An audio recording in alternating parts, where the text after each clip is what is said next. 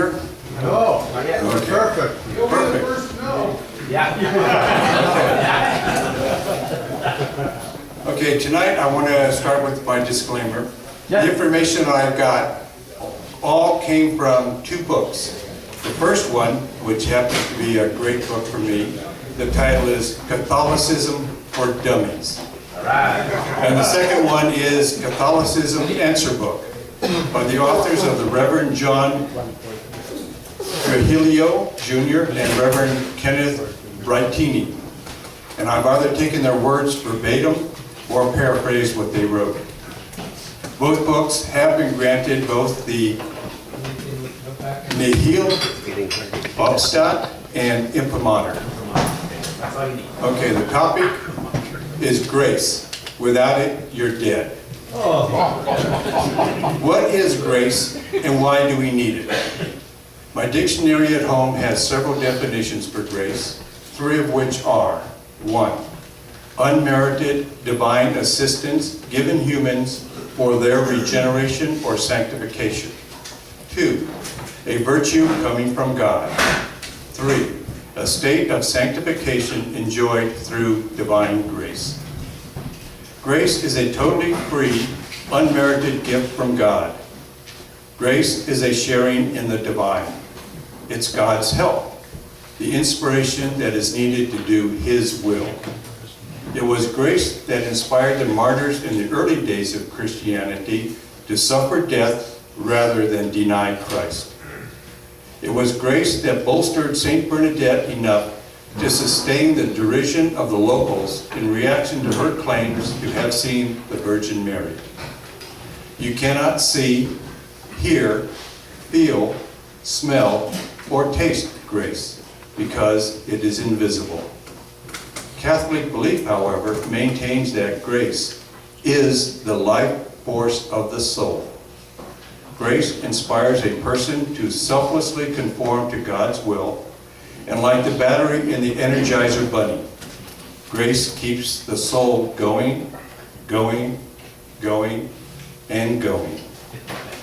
Granted purely out of God's love, grace is necessary for salvation. The Church says that grace is an undeserving and unmerited gift from God. It was not owed to His people. As a gift, however, a person can accept or reject it. If accepted, it then must be cooperated with. Grace is given so that the will of God may be done. Grace must be put into action through those who receive it. Grace is a gift from God that does not belong to our human nature, and therefore is called supernatural or above our nature. It belongs to the realm of God. Quite simply, grace is God's very life within you. The origin of grace is God, most specifically, the merits of Jesus Christ on the cross. And grace is absolutely necessary to attain life. Grace helps us to achieve this ultimate goal in our lives. Grace is available to everyone because of the universal salvific will of God, the doctrine that God offers every human being the chance or possibility of being saved. Whether or not any individual goes to heaven or hell depends totally on his personal decisions and actions in life. God offers everyone sufficient grace to be saved, but it only becomes efficacious grace for those who freely accept and cooperate with the grace. No one is predestined to hell or damnation. God would like everybody to go to heaven, but because we have free will, He respects our decisions, even to reject Him, His grace, and heaven, if in our sinfulness we choose to do so. We depend on God for everything. Even our next breath is a gift from God. Even our higher faculties, such as knowledge, depend on God. In catechism class, you learned early that we were created to know, love, and serve God. and to prepare ourselves in this life to be with Him for all eternity. This ability requires the supernatural gift of grace for us to grasp eternal truths about God and His plan for our salvation. Because of original sin and our fallen human nature, we are not as loving as we were created to be. Therefore, the ability to love God beyond all things is the supernatural gift of grace. Original sin wounded our human nature. It darkened our intellect, weakened our will, and distorted our passions and emotions. This makes us vulnerable to sin and temptation. Divine grace compensates for the fall of Adam and Eve, and it is grace that actually heals our wounded human nature by enlightening our intellect, strengthening our will, and keeping our human emotions and passions under control.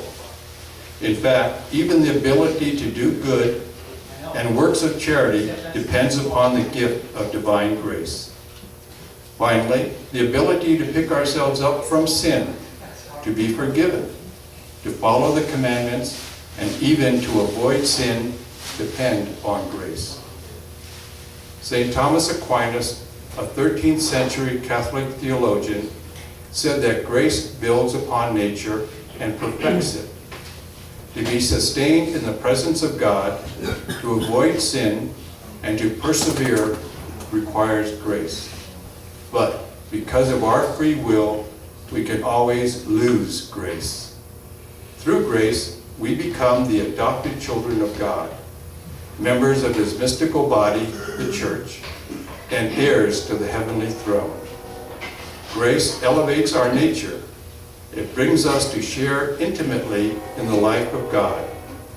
Chiefly through the sacrament of baptism, we become the temples of the most holy Trinity, and our humanity is raised. Grace is absolutely needed at the end of our life. It prepares the soul for God. In order for us to be saved, we must have the grace of final perseverance. Jesus tells us in the Gospels, "Those who persevere to the end shall have eternal life." In Catholic devotions, St. Joseph is the patron saint of a blessed death because he intercedes with God for us to persevere in the final transition from this life. What kinds of grace are there? Tune in next week, 6 o'clock, next door, for this answer and more. Thank you. All right.